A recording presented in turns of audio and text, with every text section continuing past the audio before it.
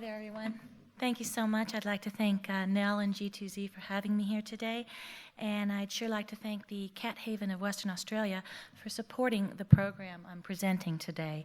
And that program, as you can see here, is about promoting the welfare of shelter cats through the use of environmental enrichment.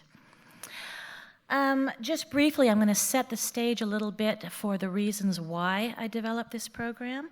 I'm going to give you a brief introduction into the program, and then I want to talk about why these sorts of programs aren't part of the everyday policy and procedure of every cat shelter in Australia, and how they can and should fit in with the whole picture.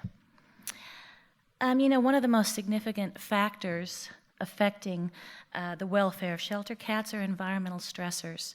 Their impact on housed cats is very well established, and research has shown that we can redress that impact in great measure through the use of environmental enrichment.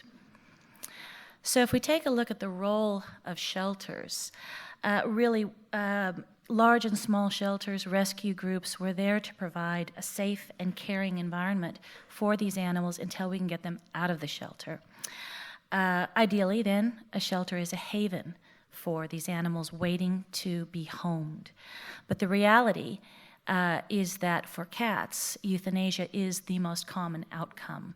So this slide shows you some data from the national website of the RSPCA. This is the 2011-2012 financial year. And you can see that about a little over 4% of cats, of the 52,000 cats that were taken in that year, were reclaimed. About 40% were rehomed, but almost 50% were euthanized.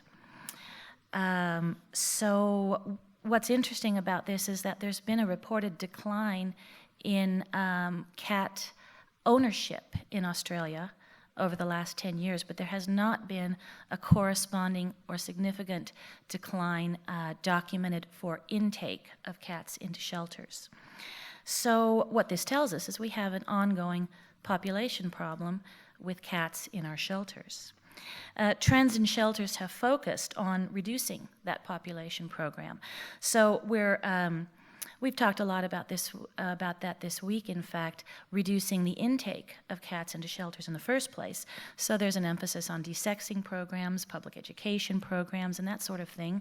We've focused quite heavily on getting those animals out of shelters as fast as we can, getting them adopted out, using rehoming centers, using foster care programs.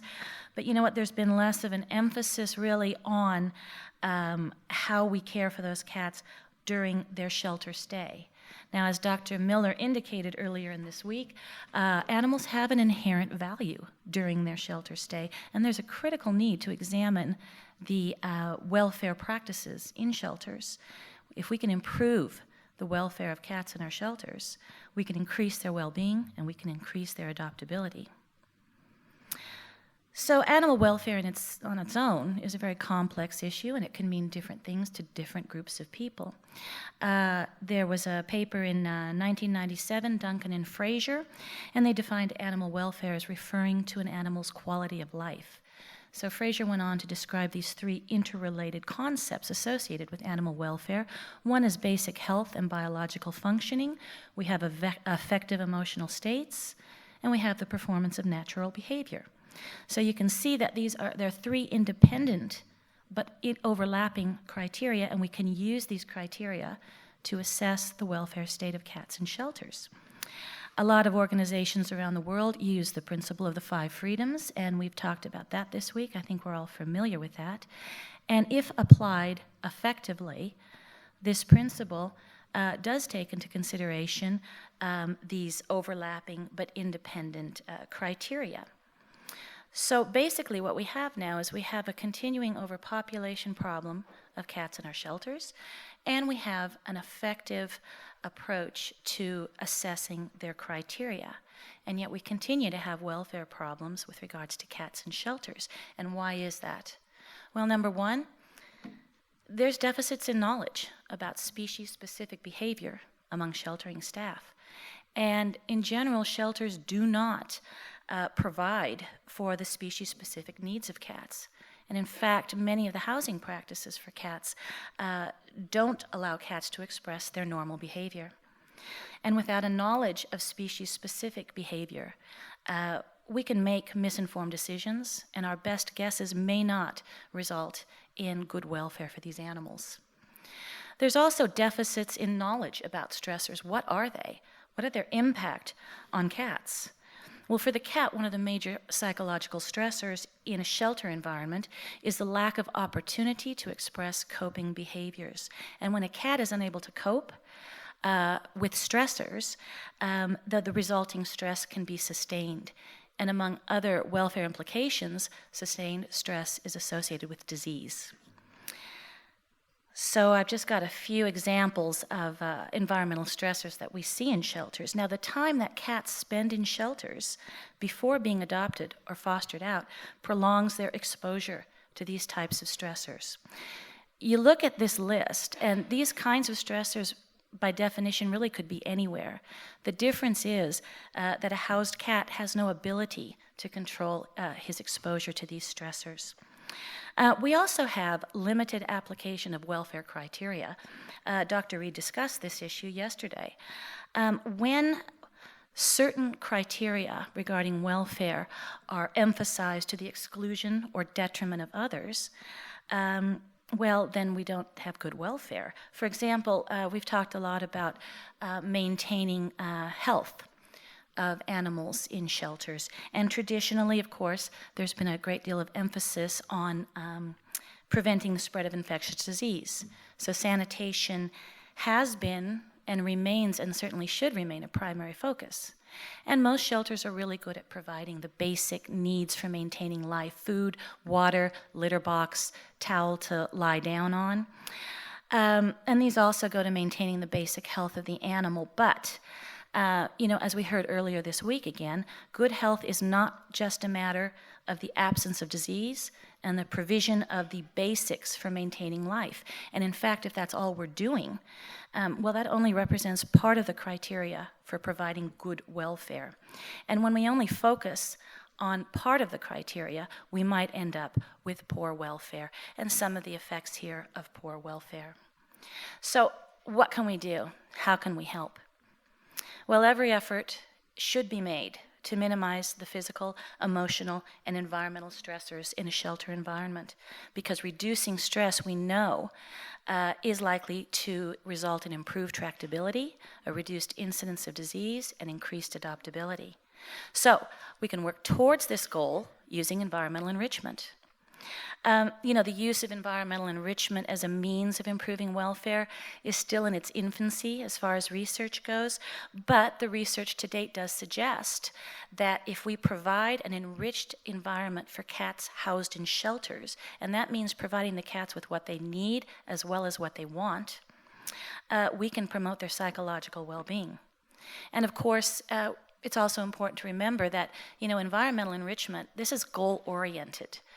And we have to, the goal here is to improve the quality of life of the animals in these shelters, but it also has to be approached ideographically.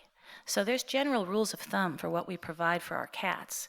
They need certain resources, where we place those resources, that sort of thing. But if we're going to use environmental enrichment appropriately and effectively, we've got to approach each individual cat and their enrichment needs. So this is where the Behavior Enrichment Program comes in. And this is a program that I developed for use with cats in cat shelters. And the goals, of course, are to provide more behavioral choice for the cats, to reduce environment-related stress, to improve their adoptability, and at the end of the day, to improve their welfare. The program itself is based on a program that was written by Tamsin Barber. She was here on Tuesday, and she wrote this program in 2007. It was based on programs used in Great Britain and British Columbia, and in fact, it was used really successfully at the Veterinary College here in the University of Queensland.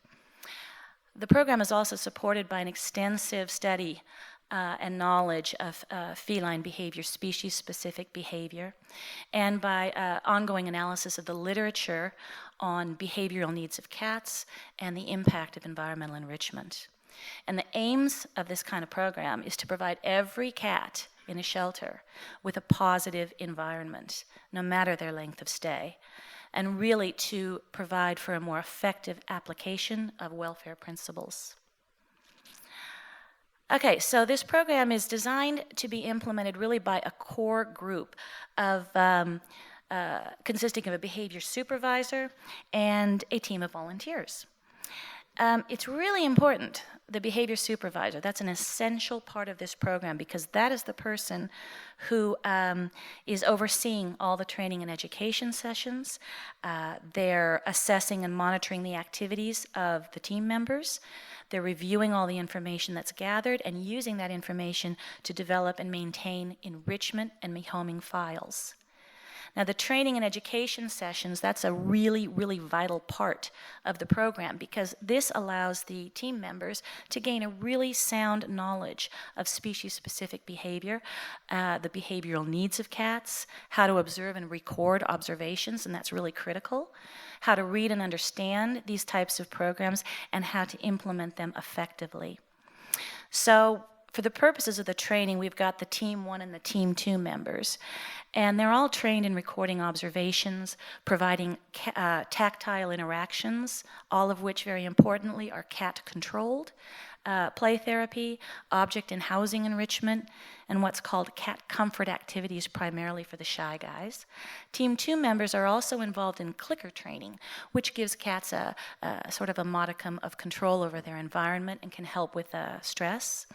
There's also a kitten program, and they're also trained in doing behavior assessments. This slide shows you a little bit about some of the information we do collect. We use a variety of sources for our information, anything from surrender forms and history where available, to ongoing behavioral observations. Behavior is one of the most easily observed indicators of welfare, and it's therefore a very useful measure to use in a shelter environment. Behavior can indicate how successfully a cat is coping. Behavior reflects the animal's internal emotional state. All the forms that we use are standardized, and they all include very standard operational definitions. Okay, so this program, I think, is useful because it's designed to be implemented with that core group, volunteers and behavior supervisor, and it can grow based on the needs and the resources of the shelter. It is a dynamic program, and it should grow to include kennel staff, vet staff, and foster cares most importantly. And a couple of our earlier speakers here were indicating how important foster cares are. And it's also very important that we keep them in the fold and keep them educated. So what's stopping us? Well, one of the biggest challenges is centralizing the effort. Okay, getting every arm of the shelter to work together. This kind of a program, the information gathered has got to be centralized. It's got to be summarized and shared in order for it to be useful. There's going to be a perceived, I think, lack of resources, and I say perceived because, I guess we don't have the staff. Our staff doesn't have the time. We don't have the budget. But really, when we look at what's necessary to put a program like this into place, it's very time and cost effective. The use of trained volunteers is cost effective. And the staff duties can be added in such a way that sort of complements what they already do rather than overburdens them. There's going to be some skepticism. Our cats are out of here in 4 days, 5 days, 2 weeks. Well, take a look at the average length of stay for different groups of cats in your shelters. And you might find that adult cats, senior cats, sick cats, cats that are already exhibiting behavior problems, are having a protracted length of stay. And we know that the longer a cat's in a shelter, the more prolonged their exposure to stressors, and the greater the likelihood that they're going to start to exhibit behavioral and physical signs of stress. We've got entrenched tradition. So, our staff already makes the rounds. They already make behavioral notes on the cats every day. And the problem with this is, if your staff is not trained in species-specific behavior, in feline communication, if they're not trained in how to observe, how to record those observations using standardized operational definitions, well, then you're going to get lots of different things all over the place, and the information gathered in terms of enrichment is not going to be very useful.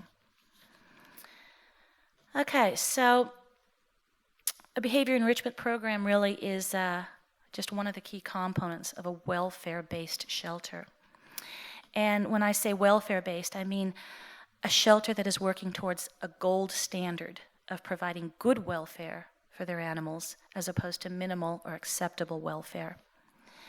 This whole picture that you see here could be, I guess, seen as a gold standard, an ideal that we're going towards, and all of those components are these goal-oriented incremental changes that we can make towards a gold standard.